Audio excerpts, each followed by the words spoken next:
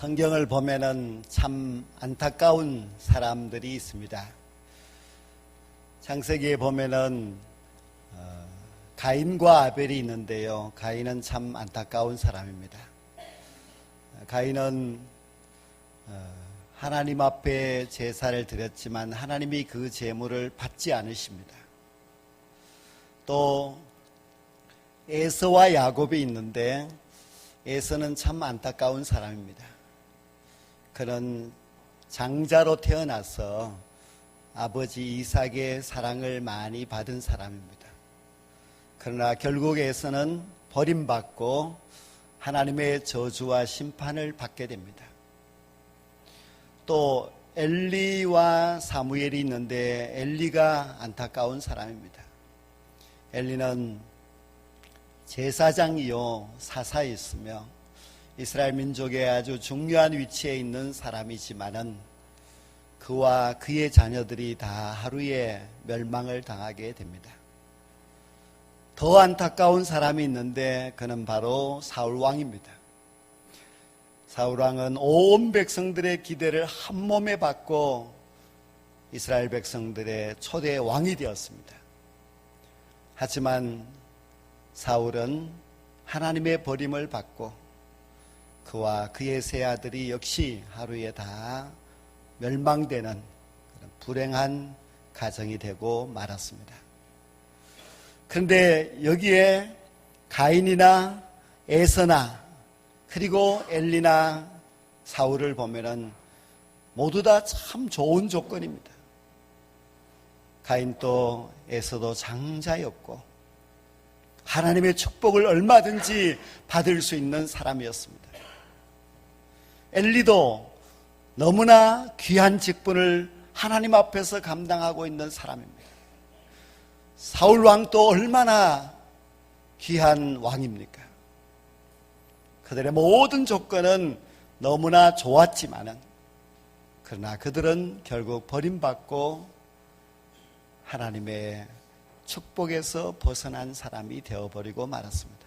그에 반해서 이 아벨이나 그리고 야곱이나 그리고 사무엘, 다윗 왕은 너무나 비교해 볼 때 조건이 좋지 않습니다. 그러나 그들은 다 하나님의 축복의 장자가 되고 믿음의 조상이 되며 그리고 하나님 앞에 사람들 앞에 칭찬받는 일꾼이 되었습니다.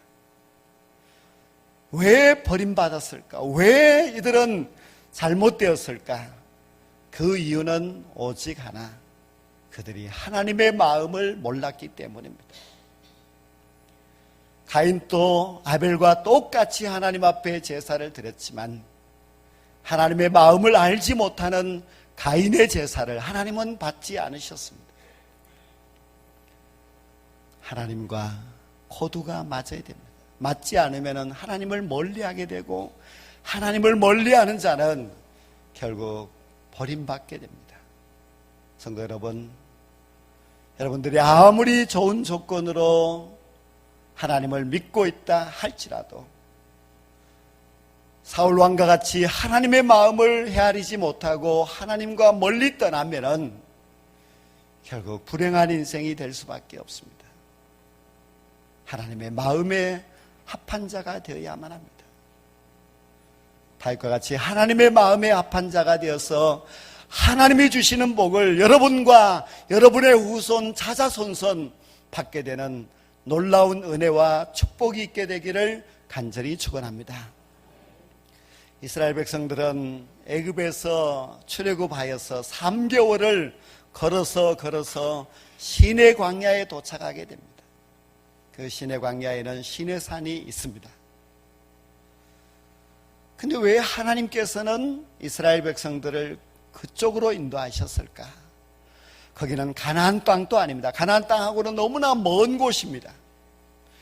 거기는 물이 풍족한 오아시스도 아닙니다. 아주 메마른 광야입니다. 근데 왜 하나님은 시내산일까? 그것은 하나님께서 이스라엘 백성들과 언약을 맺기 위함이었습니다.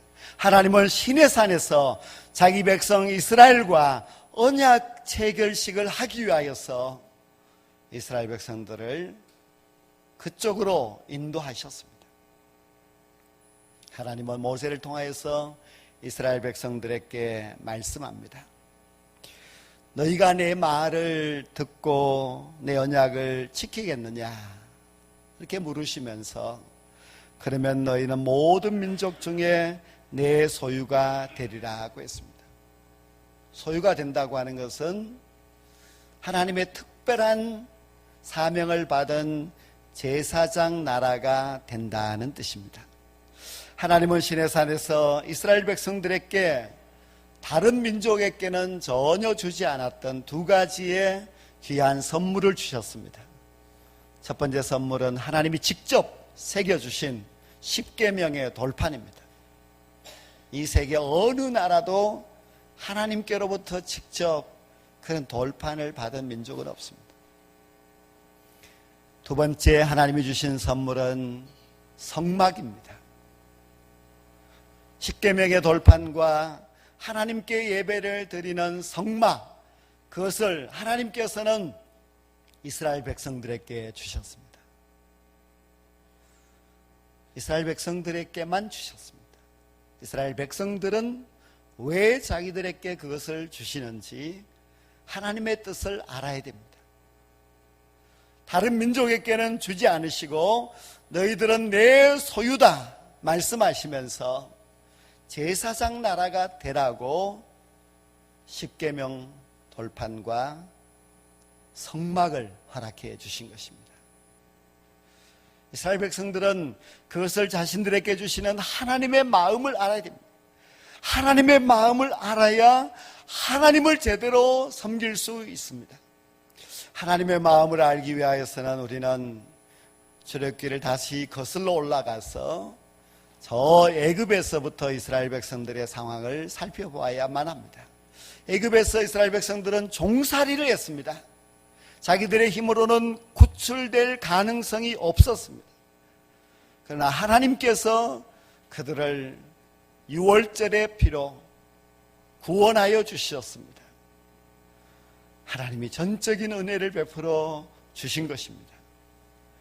그들이 출애굽하여서 홍해 앞에 섰을 때 애굽의 군대가 추격해 와서 포위되었습니다. 살 길이 없었을 때에 하나님은 홍해를 가르시고 이스라엘 백성들을 홍해에서 구원해 주셨습니다. 이스라엘 백성들이 한 것은 아무것도 없습니다. 전적으로 하나님의 은혜로 구원받았습니다. 광야를 지날 때도 마라의 썰물을 달게 하셨고 먹을 것이 떨어졌을 때에 하늘에 만나를 내려주셨습니다. 반석에서 생수도 주셨고 아말렉 적군이 몰려왔을 때에 하나님이 친히 그 대적들을 물리쳐 주셨습니다. 하나님은 정말 이스라엘 백성들에게 많은 것을 은혜로 베풀어 주셨습니다. 그들을 업어서 애굽에서 시내산까지 옮겨 주신 것입니다. 그런데 하나님은 출애굽기 19장 이 시내산에서 좀 달라지신 모습을 보여주고 있습니다. 하나님은 시내산에서 이제 이스라엘 백성들에게 너희들은 내 소유라고 말씀하시더니 하나님은 지금까지는 은혜를 베푸시고 원망에도 은혜를 베푸시고 구원을 베푸시고 했는데 이제는 이스라엘 백성들에게 요구를 하십니다. 십계명의 돌판을 주신 것도 다 하나님의 요구이지요. 출애굽기 20장 말씀에 보면 하나님께서 이스라엘 백성들에게 자기 백성에게 이렇게 요구하십니다. 나 외에 다른 신을 섬겨서는 안 된다. 우상도 만들어서도 안 되고 우상에게 절해서도 안 된다. 나의 이름을 망령되이 일컫지 말고 안식일을 반드시 지켜라고 말씀하십니다. 이제 하나님은 이스라엘 백성들에게 언약을 맺으시면서 요구를 하십니다. 지금까지 전적으로 은혜를 베풀으셨던 그 하나님과 좀 달라지셨습니다. 하나님께서는 이스라엘 백성들이 제사장 나라가 되기 위해서는 반드시 내 말을 듣고 내 언약을 지켜야 한다고 말씀하고 있습니다. 그런데 이 말씀을 보면 우리가 하나님을 무서워할 수도 있는데요, 무서워할 것이 아니라 하나님의 마음을 알아야 됩니다. 하나님께서 세상 많은 민족 가운데서 이스라엘 백성들만을 택하시고 그들에게 제사장 나라가 되라고 말씀하실 때는 그들에게 바라는 바가 있습니다. 하나님의 마음을 안다면 하나님이 자기들에게 은혜를 베푸시고 하나님의 소유를 삼아주신 그 하나님의 뜻을 깨닫고 하나님의 말씀에 순종해야 됩니다. 이스라엘 백성들이 애굽에서 출애굽을 하였다고 무조건 가나안 땅에 들어가는 것은 아닙니다. 홍해를 건넜다고 해서 다 가나안 땅에 들어가는 것은 아닙니다. 아무리 이스라엘 백성이라고 할지라도 하나님의 뜻을 모르고 말씀에 순종하지 않으면 가나안 땅에 들어갈 수 없습니다. 하나님이 무엇을 원하는지를 알고 하나님의 뜻을 따라서 사는 자가 되어야만 가나안 땅에 들어갈 수가 있습니다. 가데스 바네아에서 모세는 이스라엘의 12명의 지도자를 가나안 땅의 정탐꾼으로 보냅니다.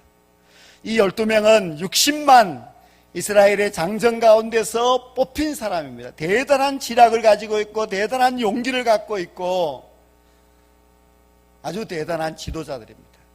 그들이 가나안 땅을 정탐하고 돌아와서 10명은 전혀 엉뚱한 소리를 합니다.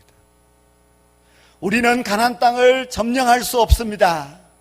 그들은 너무나 강합니다. 우리가 차라리 애굽으로 돌아가는 것이 좋겠습니다.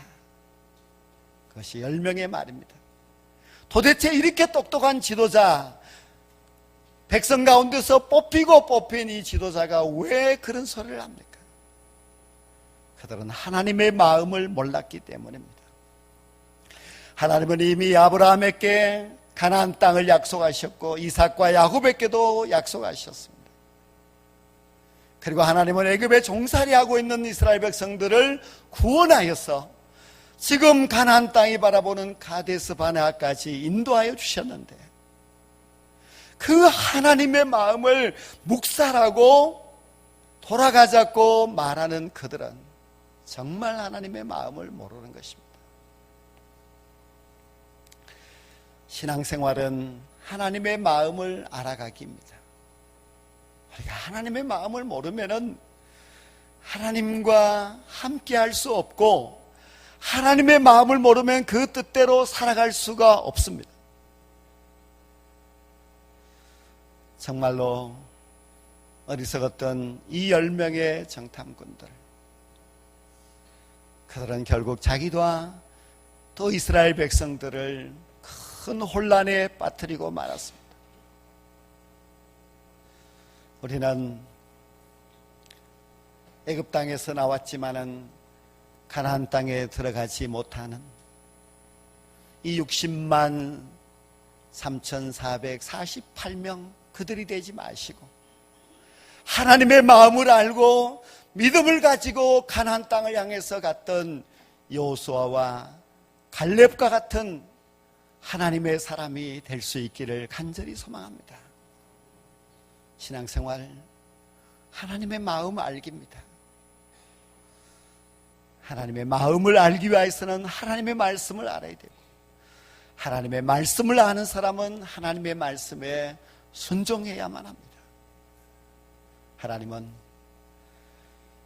애굽에서 그 백성을 인도하시고 시내 산에서 나와 언약을 맺자 내 백성이 되어달라, 내가 너희를 제사장 나라로 삼겠다고 말씀하실 때는 하나님이 그 백성들에게 원하는 바가 있습니다. 하나님이 원하시는 그 뜻을 깨닫고 이제는 어린아이의 신앙을 다 벗어던지고 주님과 함께 신령한 하나님의 사람이 되어서 저 가나안 땅을 향하여서 날마다 믿음으로 전진해 나아갈 수 있는 우리 모두가 될 수 있기를 주의 이름으로 간절히 축원합니다.